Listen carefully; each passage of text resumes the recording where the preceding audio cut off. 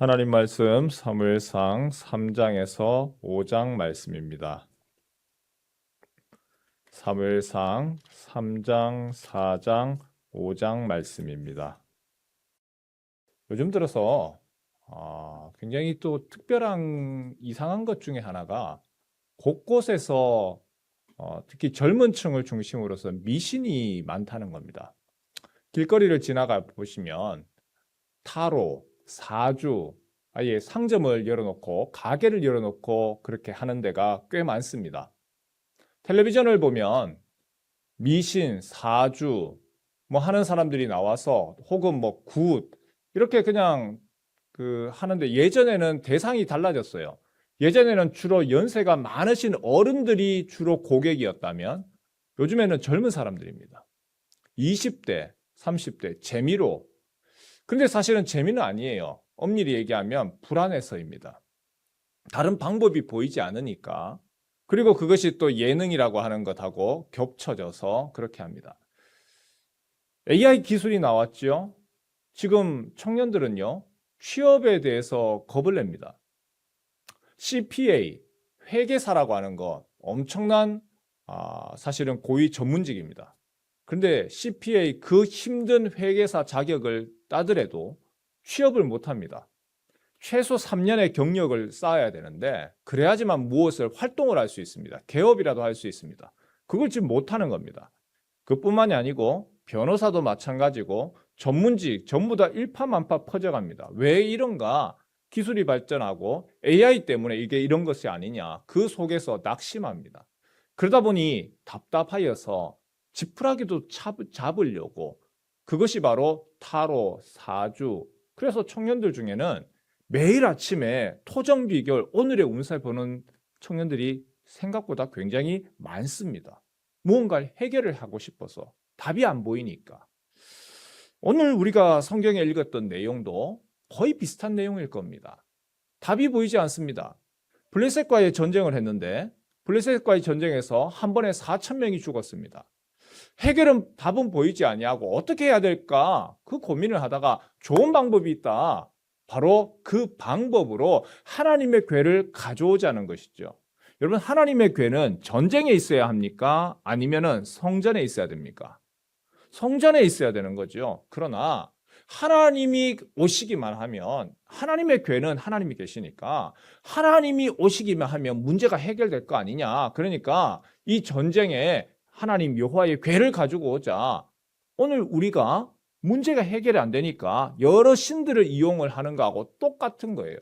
그래서 부릅니다. 홈리와 비나스, 엘리의 두 제사장, 엘리의 아들들이 하나님의 궤를 가지고 들어옵니다. 들어오니까 뭐 이스라엘 진영에서는 너무 좋지요. 이야, 하나님이 더 이상 이제 우리와 함께 하시는데 하나님의 궤가 있으니까 우리는 걱정할 거 없어요. 거기에 비해서 블레셋은 두렵죠. 무슨 일이냐 보니까 야, 큰일 났다. 여호와의 궤, 하나님 신이 그들에게 왔단다. 이 전쟁 어떻게 하느냐. 그리고 그들이 염려 가운데 있지만 오히려 그들이 마음을 다잡죠. 걱정하지 마라. 나가서 싸우면 된다. 그리고 전쟁이 일어났습니다.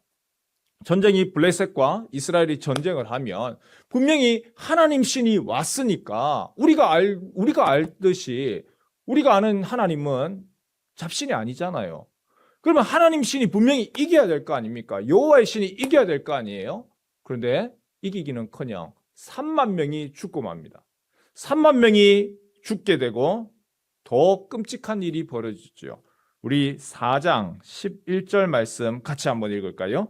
무슨 일이 벌어질까요? 하나님 신이 분명히 전쟁터에 임했는데 같이 읽겠습니다. 시작.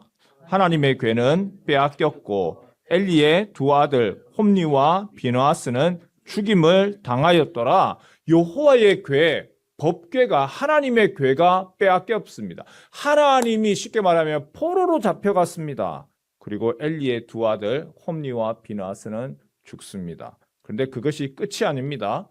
홈리와 비느하스의 그 죽음, 여호와의 궤가 빼앗기고 일파만파 벌어지는 일이 있습니다. 그 다음은 뭘까요? 17절, 18절 볼까요? 그의 부친, 홈리와 비느하스의 부친 엘리가 죽게 됩니다. 함께 읽지요. 시작.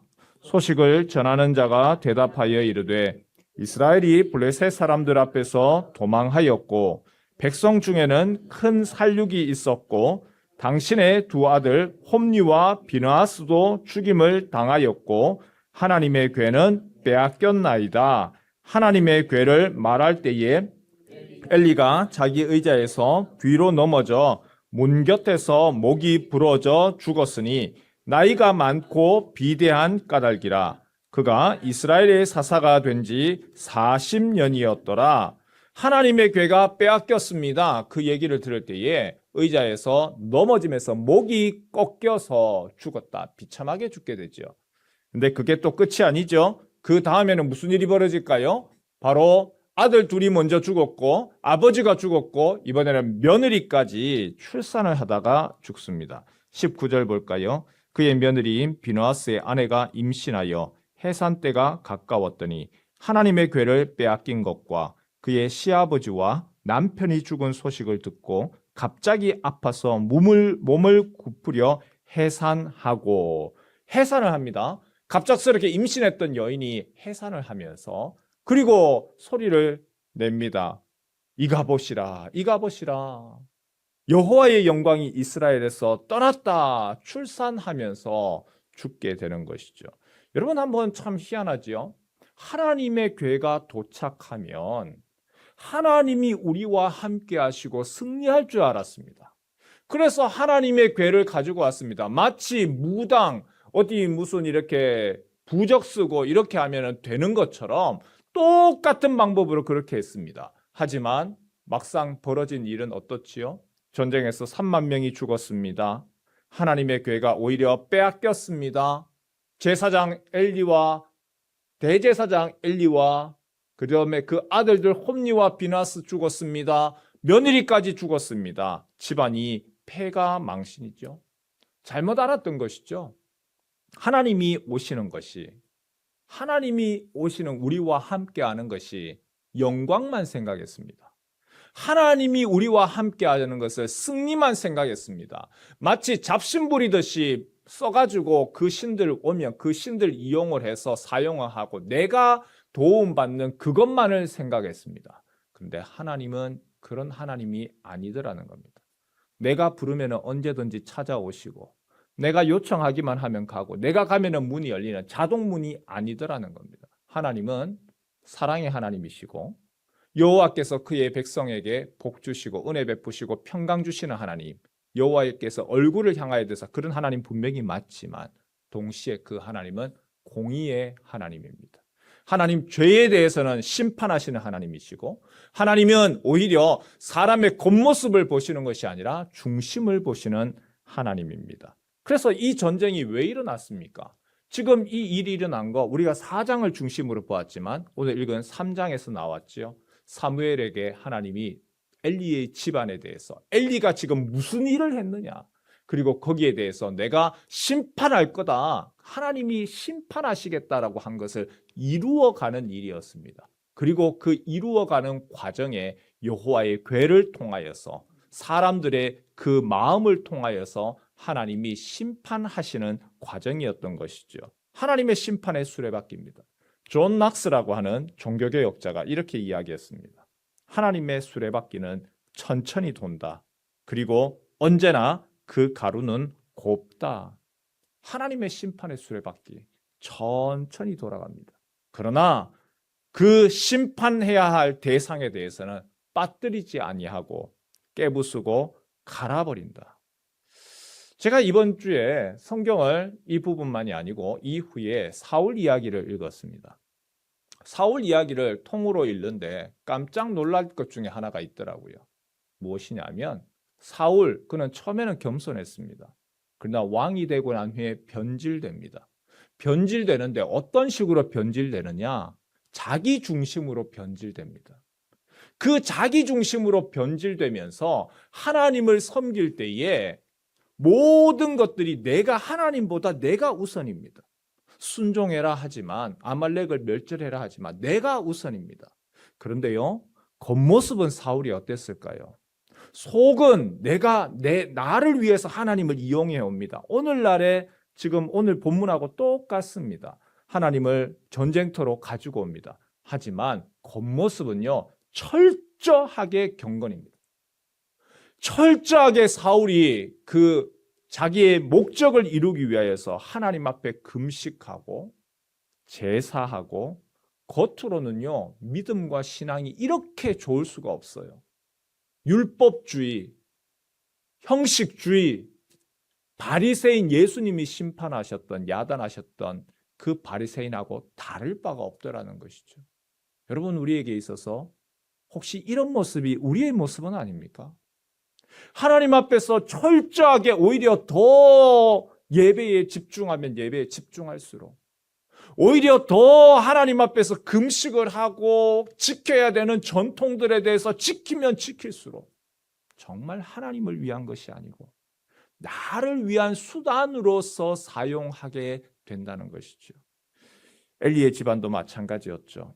하나님의 법궤만 가져오면 전쟁에서 이길 거라고 오판했습니다.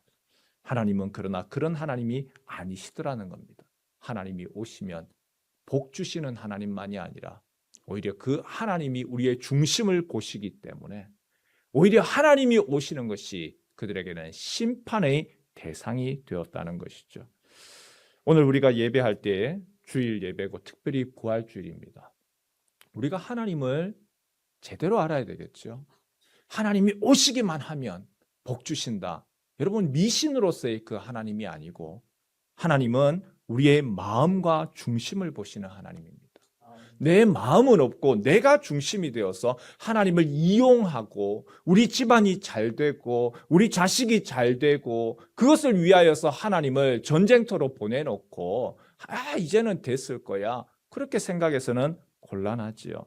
하나님인 우리에게 분명히 복 주시고 그 얼굴을 드사 은혜 베푸시고 평강 주시는 하나님이십니다. 그러나 동시에 우리의 중심을 바라보십니다. 정말 무엇 때문에 예배하느냐? 무엇 때문에 하나님을 경배하느냐?